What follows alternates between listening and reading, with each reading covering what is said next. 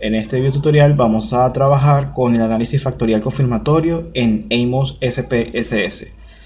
Así que comencemos.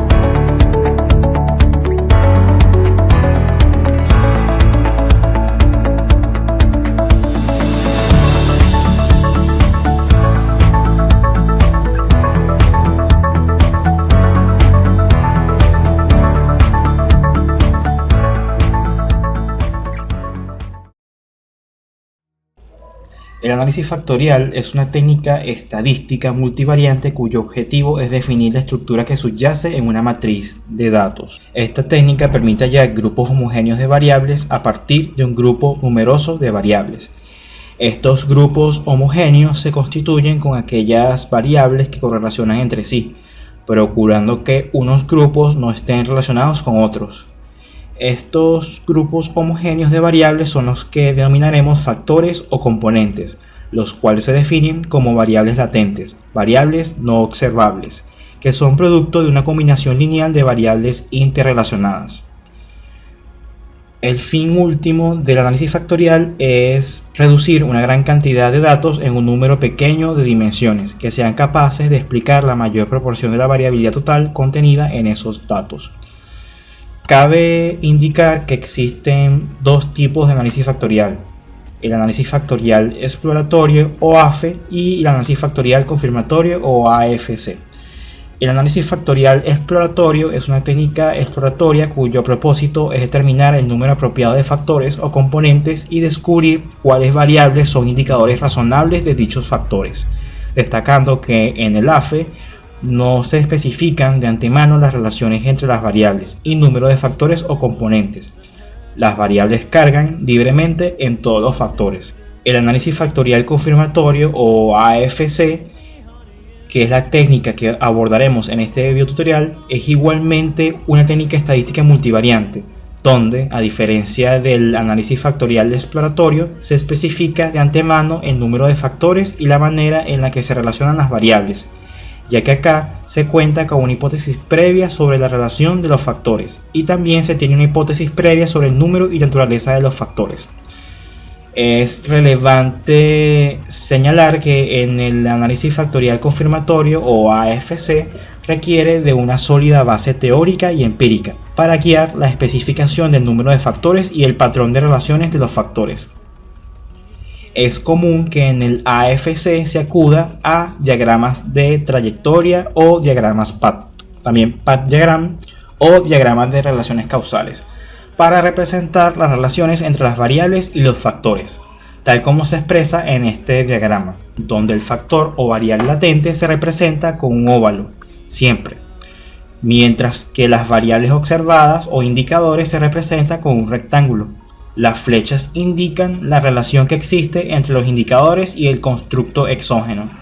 La dirección de la flecha en este diagrama manifiesta que es el factor quien genera los puntajes en cada indicador. Y de último tenemos los errores de medida, que son parte de la variabilidad de los valores de las variables observadas, que no puede ser explicada por el factor. Para correr el AFC debe cumplirse una serie de requisitos. Entre los más importantes destacan la normalidad multivariante y el tamaño de la muestra. En lo que respecta a la normalidad multivariante, esta se refiere a que todas las variables observadas involucradas en el análisis deben asumir un comportamiento normal, de manera conjunta. Este supuesto es importante para el cómputo de los parámetros y ajustes del modelo. Con relación al tamaño de la muestra, se requieren muestras lo suficientemente grandes para que la estimación de los parámetros sea lo más robusta posible. Sin embargo, más adelante veremos que una muestra grande afecta en parte una de las estimaciones que realizaremos.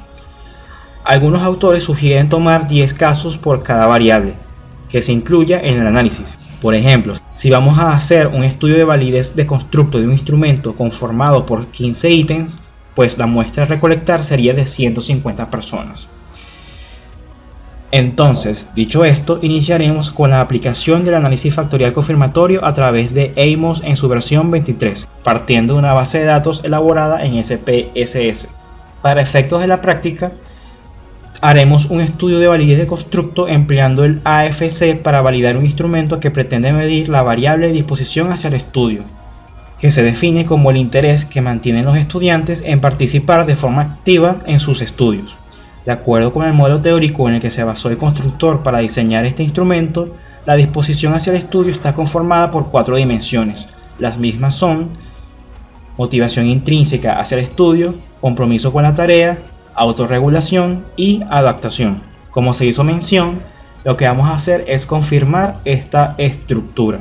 Para realizar el estudio de validez de constructo se recolectó una muestra de 299 personas, a las cuales se les administró el instrumento de disposición hacia el estudio, cuya constitución es de 19 ítems con una escala de 5 puntos cada uno, que va de no le describe para nada a le describe totalmente. Dicho esto, nos dirigimos al AMOS. Esta es la interfaz de este software. Entonces, lo primero que vamos a hacer es conectar nuestra base de datos hecha en SPSS con el AMOS. Para ello, presionamos el siguiente icono.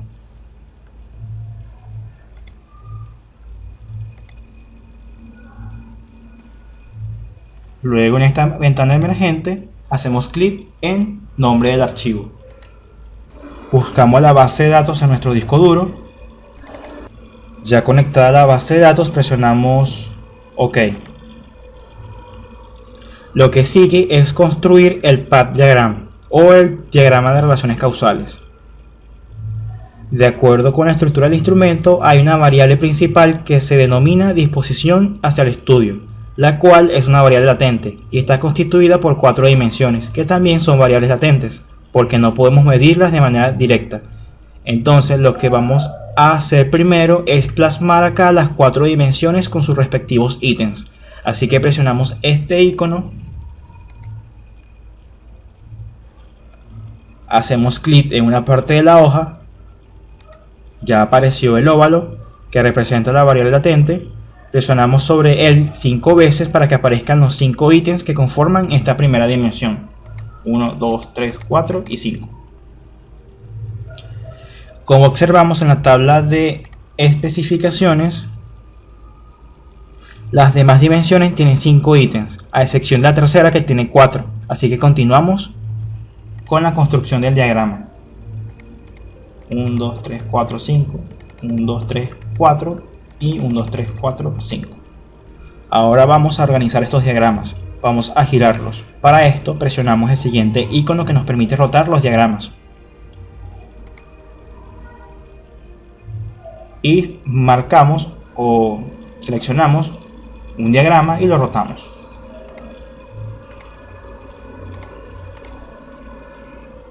Y listo. Para mover los diagramas creados debemos seleccionar uno de ellos completo, seleccionando este icono, y así que haremos esto con el primer diagrama. Lo que vamos a hacer es marcar cada elemento del primer diagrama. Cuando lo hayamos seleccionado correctamente, se pone de color azul.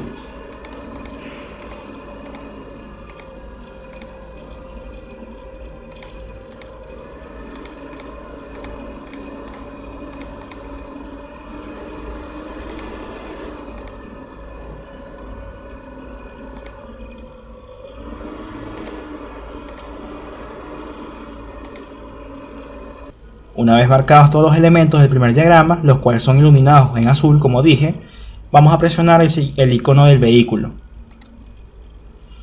que nos da la opción de mover las figuras marcadas. Lo movemos un poco para acá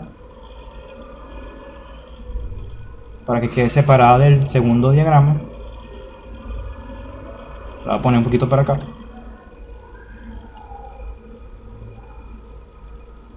Y para desmarcar, o sea, para desactivar lo azul, presionamos el icono de seleccionar todos los objetos. Y hacemos lo mismo con los demás diagramas, para que quede todo ordenado.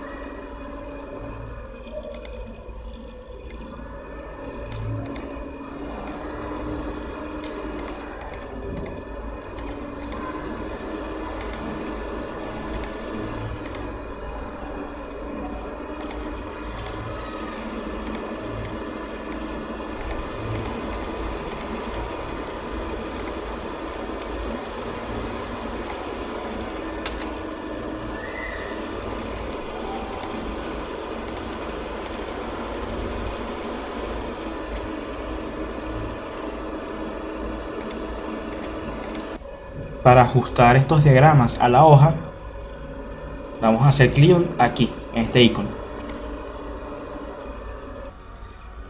Si queremos ahora desplazar todo el diagrama completo un poco hacia la derecha, pues presionamos este icono que selecciona todos los elementos de manera simultánea. Y luego movemos presionando el icono del vehículo. Y deseleccionamos. Lo que falta ahora es incluir la variable principal, que es la disposición hacia el estudio. La dibujamos. Recuerden que por ser una variable latente corresponde dibujar una especie de óvalo o círculo. Marcamos acá. Y listo. Corresponde ahora dibujar la flecha señalando a las 4 dimensiones.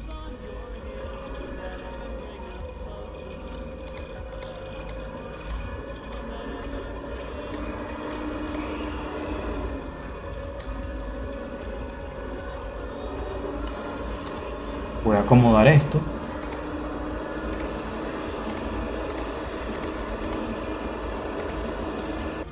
Vamos a poner más anchos los recuadros de las variables observadas.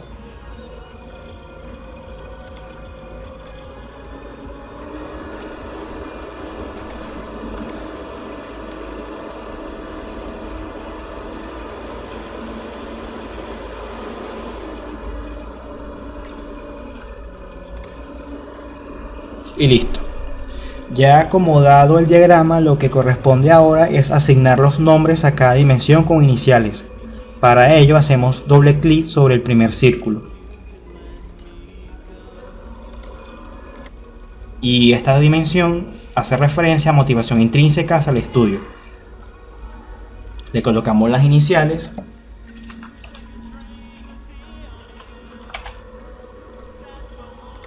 Hacemos lo mismo con la segunda variable, que es compromiso con la tarea. La tercera, autorregulación.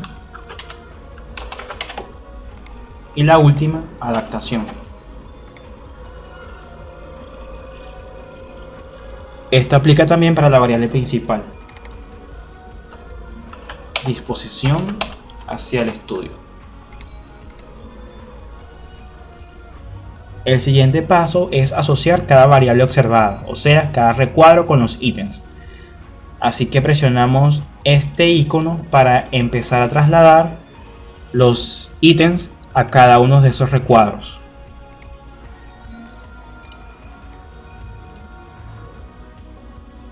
Entonces, en la primera dimensión, motivación intrínseca hacia el estudio, moveremos los ítems que la miden, los cuales son el 3,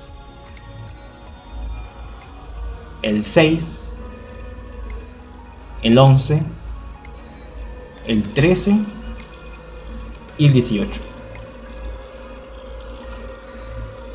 Ahora vamos con la segunda dimensión, que alude a compromiso con la tarea. Allí trasladaremos los ítems 1, 5, 9, 14 y 16. Y hacemos esto mismo para las dos dimensiones restantes. Autorregulación serían los ítems 7, 8, 15 y 17. Y adaptación 2, 4, 10, 12 y 19. Lo que sigue ahora es suprimir las etiquetas a los ítems para que el nombre de ellos calce en los recuadros. Así que hacemos doble clic sobre el primer recuadro y eliminamos la etiqueta y nos quedamos únicamente con el nombre de la variable. Importante, no podemos cambiar el nombre de la variable. Si lo hacemos, al momento de ejecutar el AFC en Amos nos arrojará un error, así que procuremos no modificar el nombre. Repetimos este procedimiento con el resto de los ítems.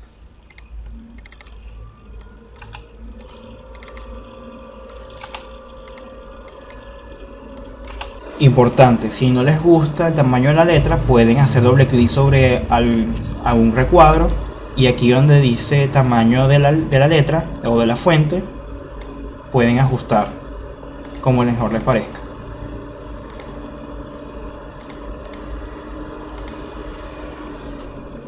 Ahora vamos a agregar el término de error a cada una de las variables latentes de primer orden, es decir, a las dimensiones. Si no lo hacemos, el Amos no nos dará la advertencia y no podrá calcular los estimadores. Así que presionamos este icono y seleccionamos la primera dimensión, luego la segunda, la tercera y la cuarta. Listo. Le vamos a dar un nombre. Vamos a colocarle R1 de residuo, R2, R3 y R4. Bien, ahora vamos a nombrar los errores de medidas asociados a cada uno de los indicadores, o sea de los ítems. Así que nos vamos a plugins y nombrar variables no observadas. Listo. Hacemos ahora doble clic sobre la primera flecha. En parámetros, específicamente en peso de regresión, vamos a colocar 1. Si no lo hacemos, el Amos no nos calculará los estimadores. Lo último es solicitarle al programa lo que queremos que calcule, así que nos dirigimos a Vista o View y Propiedades de análisis. En la ventana emergente, en la pestaña Estimación, marcamos el método de estimación de máxima verosimilitud, o sea, ya está marcada por defecto, y estimación de medias e intersectos. Luego en salida o output, marcamos historial de minimizaciones, estimadores estandarizados, índices de modificación, correlaciones múltiples al cuadrado, ponderaciones factoriales, covarianza de los estimadores y correlaciones de los estimadores. Cerramos la ventana, nos dirigimos a analizar y seleccionamos calcular estimadores. Se nos abre una ventana y guardamos el archivo que nos va a generar el Amos. Voy a colocar AFC, voy a guardar y empieza a calcular el programa.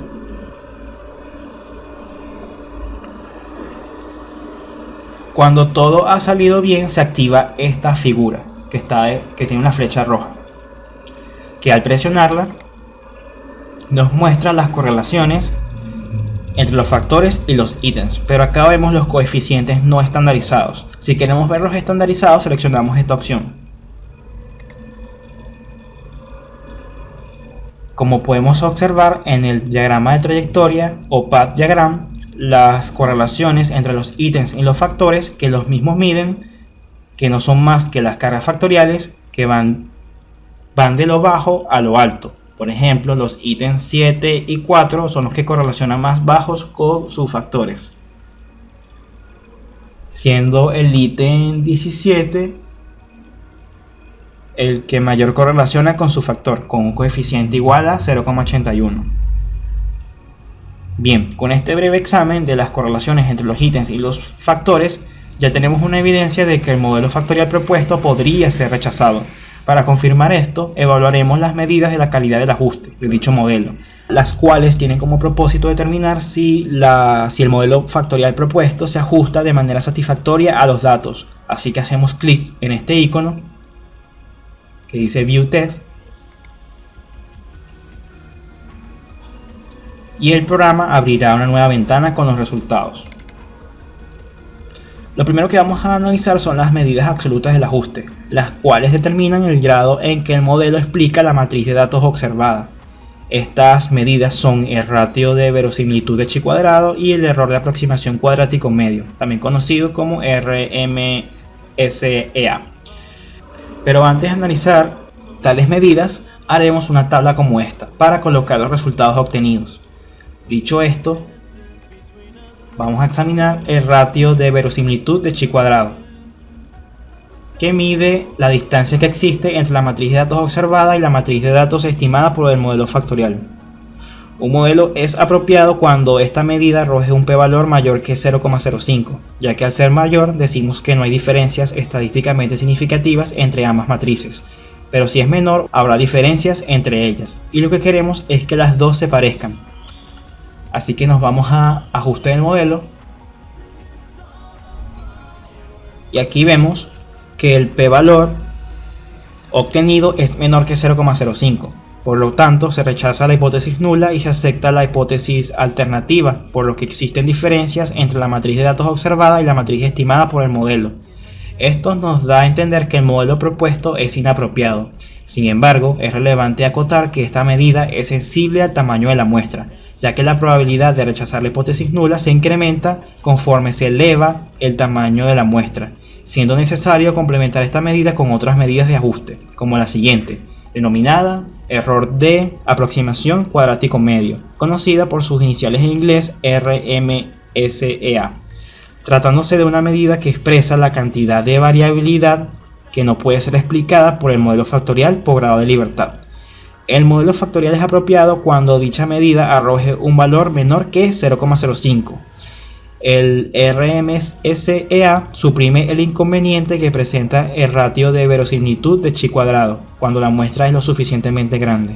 Entonces, observando los resultados, la medida en cuestión arrojó un valor igual a 0,068, siendo mayor que 0,05.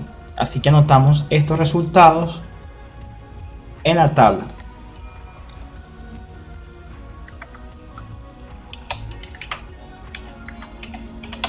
Lo segundo que vamos a analizar son las medidas de ajuste incremental, que se tratan de medidas de la bondad del ajuste que examinan el ajuste incremental del modelo factorial propuesto con un modelo nulo. Dicho de otro modo, acá se contrasta el modelo propuesto con un modelo donde las variables no están relacionadas. Entonces, las medidas incrementales que más se destacan son el índice de ajuste comparativo, el índice de Tucker-Lewis o índice de ajuste no normado y el índice de ajuste normativo o normado. Iniciamos con la primera medida, el índice de ajuste comparativo, conocido también por sus iniciales en inglés CFI, que contrasta el chi cuadrado de dos modelos factoriales, un modelo independiente donde las correlaciones entre las variables implicadas son nulas y el modelo factorial propuesto, indicando que valores iguales o mayores que 0,90 son apropiados. Como notamos en la salida de los resultados, se obtuvo un valor igual a 0,860, situándose por debajo del valor esperado, teniendo evidencia de que el modelo propuesto sigue siendo inapropiado. Lo notamos acá en la tabla. Vamos con la segunda medida, que es el índice Tucker-Lewis o índice de ajuste no normado, conocido por sus iniciales en inglés TLI o también NNFI, que expresa la proporción de varianza total explicada por el modelo factorial. El modelo es apropiado cuando el TLI arroje valores mayores o iguales a 0,90. En nuestro caso, se obtuvo un valor igual a 0,838, siendo menor que el valor esperado. Por consiguiente, el modelo sigue siendo inapropiado. Lo colocamos en nuestra tabla.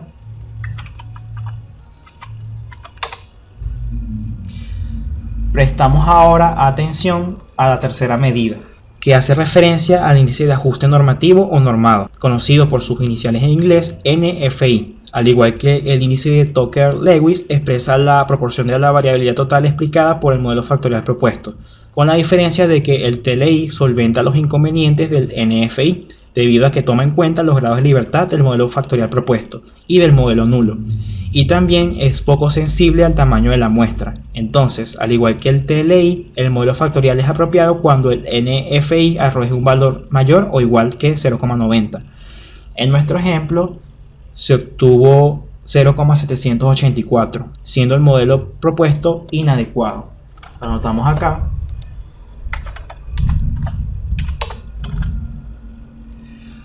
Bien, por último contamos con las medidas de ajuste de la parsimonia, las cuales estimulan la simplicidad del modelo propuesto, poniendo en relación el ajuste logrado con el número de parámetros libres del modelo en cuestión. De las medidas de ajuste de la parsimonia que destacan son el p-ratio, el cual comprende el índice de ajuste comparativo de parsimonia y el índice de ajuste normado de parsimonia. Estos índices se interpretan comparando diferentes modelos factoriales propuestos, con el propósito de determinar cuál es el que presume de una mayor parsimonia. Gozará de mayor parsimonia el modelo factorial que posea los índices más altos.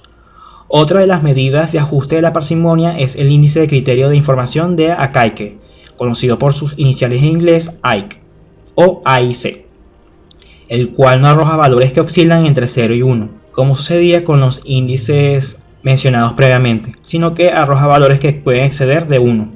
Y lo que se pretende acá es comparar diferentes modelos y el mejor será aquel que tenga el índice AIC más bajo, por lo que a menor valor, mayor parsimonia del modelo. Entonces, prestando atención a la salida de los resultados, el p-ratio, el PNFI y el PCFI equivalen a 0,865, 0,679 y 0,744 respectivamente. Lo anotamos acá. El p-ratio 0,865, el PNFI 0,779, el PCFI 0,744.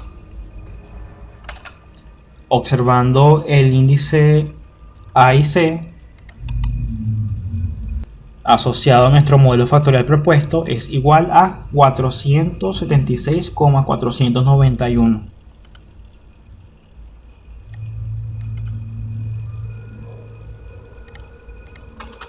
Lo ponemos acá.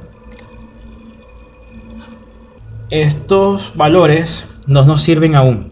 Serán útiles si los comparamos con el otro modelo.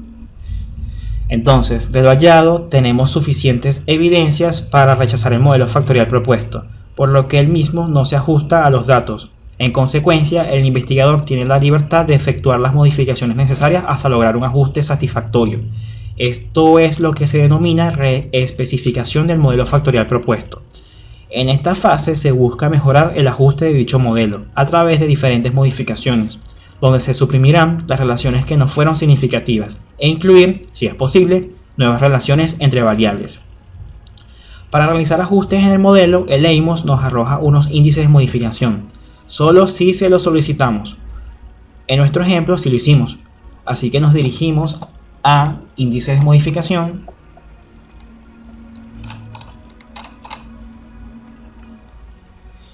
Es importante que la base de datos no contenga valores perdidos, es decir, personas que no respondieron a diversos ítems del instrumento, ya que el EIMOS arrojaría una advertencia de que no se pueden calcular los índices de modificación debido a valores ausentes. Ahora, si la base de datos tiene valores perdidos, usted como investigador, analista de datos, debe acudir a diversas estrategias para reemplazar los valores perdidos.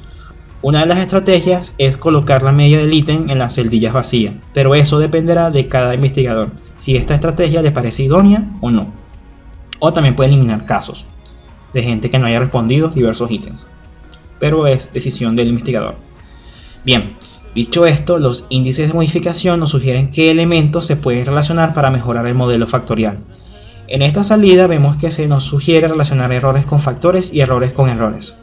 aclarando que no es apropiado relacionar errores con errores de ítems de otros factores. Como vemos acá, si relacionamos el error 16 con el residuo número 2, el valor de chi cuadrado disminuye toda esta cantidad. O sea, disminuye 30,492.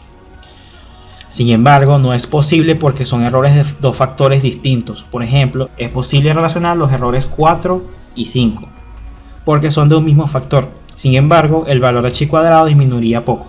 Para relacionarlos, solo los unimos con estas flechas 4 y 5. Hacemos clic acá para desactivar esto y relacionamos los errores 4 y 5. Pero no vamos a hacer eso en este caso. Más abajo tenemos las sugerencias de modificaciones que podríamos hacer entre los ítems y los factores. Acá no se consideran los errores. Como observamos, el valor de chi cuadrado disminuiría en mayor grado si relacionamos el ítem 4 con el segundo factor, es decir, con compromiso con la tarea. Sin embargo, esa modificación se puede efectuar siempre y cuando tenga un sustento teórico, si este cambio realmente tiene sentido. Bien, otra manera de reespecificar el modelo es evaluar las correlaciones entre los ítems y sus factores. Si nos vamos a los estimadores,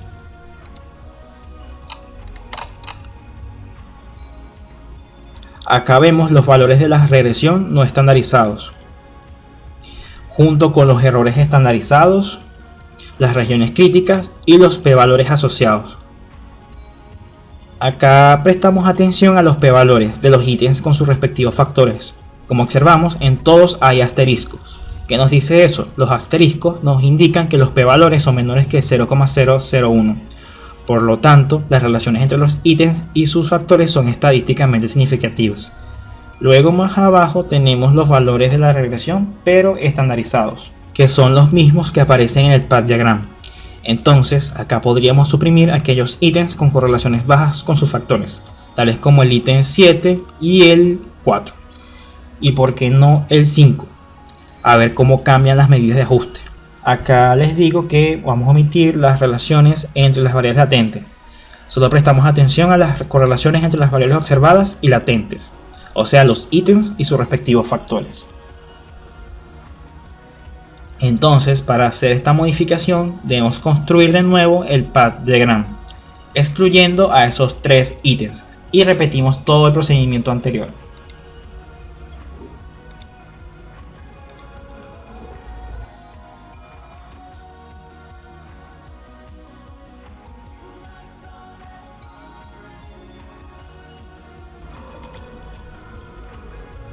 Ya construido de nuevo el path diagram o diagrama de relaciones causales, excluyendo los ítems 7, 4 y 5, le pedimos nuevamente lo que hemos solicitado anteriormente.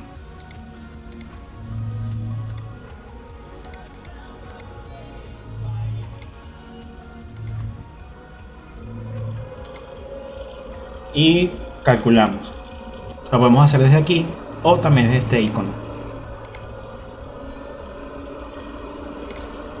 Guardamos nuevamente.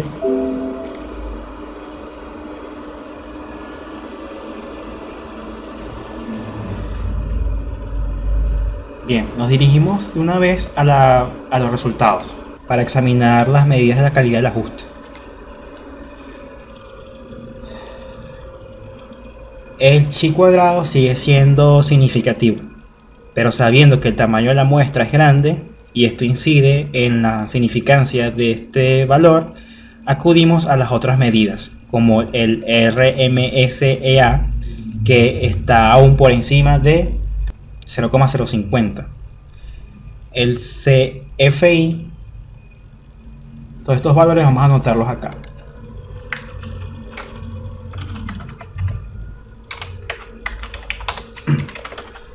El CFI, si está por encima del valor esperado, que es 0,90, colocamos el valor 0,909. El TLI está muy cerca de 0,90, se obtuvo 0,891. El NFI es igual a 0,846, que está por debajo del 0,90, que es el valor esperado. Ahora, apreciando las medidas de ajuste de la parsimonia,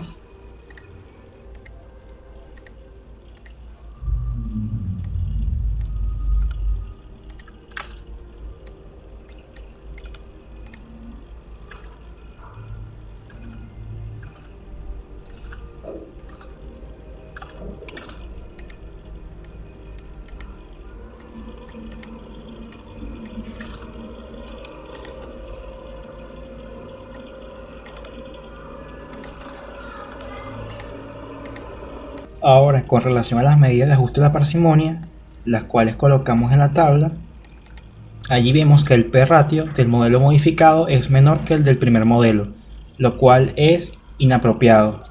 Lo que queremos es que se incremente luego de la modificación, no que disminuya. Sin embargo, el PCFI y el PNFI del modelo modificado son mayores que los del primer modelo, que es lo deseable, y el A y C disminuyó, lo que también es deseable. De las últimas medidas examinadas podemos llegar a la decisión de rechazar el modelo factorial propuesto, ya que no se ajusta a los datos observados. Podríamos tomarnos más tiempo suprimiendo ítems, pero no sería lo apropiado, ya que podríamos dejar dimensiones con una muestra poco representativa de lo que se mide. Así que acá podemos asumir que el instrumento que pretende medir disposición hacia el estudio carece de validez de constructo según la técnica del análisis factorial confirmatorio. Y de esta manera concluimos con este videotutorial. En la descripción del mismo vídeo hay un link para que puedan descargar la base de datos y así practicar. Cualquier duda u observación puede dejar un comentario en la parte inferior de este vídeo.